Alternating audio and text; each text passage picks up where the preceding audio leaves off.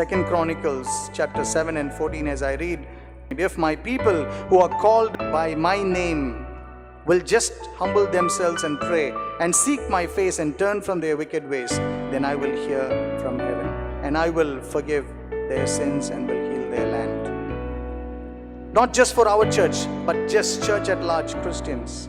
Second, God's ways are miraculous and mysterious. In times like this, God still does miracles, and in mysterious ways, the provision of God.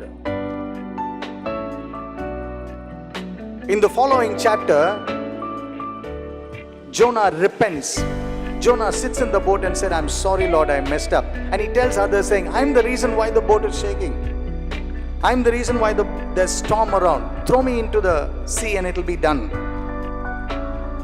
Always repentance leads to recovery. Always repentance leads to recovery. God's love is not only pursuing, but is also convicting. If you've been coming to church and He's always pursuing and pursuing and pursuing, and we've been still dwelling on unchangeable things, then let's remember, this is the time God wants to convict us. He wants to recover us, but before that goes repentance.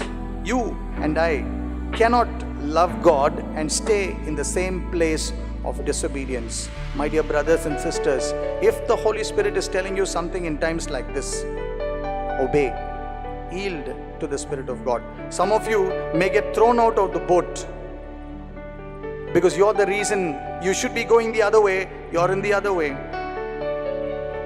You made the right choice, a right course correction, some things that bring God glory. Don't worry.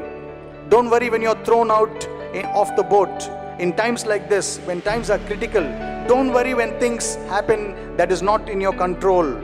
The moment Jonah repents and tells his co-sailors to throw him into the sea, something happened. Something miraculous happened. God has a plan already set for Jonah.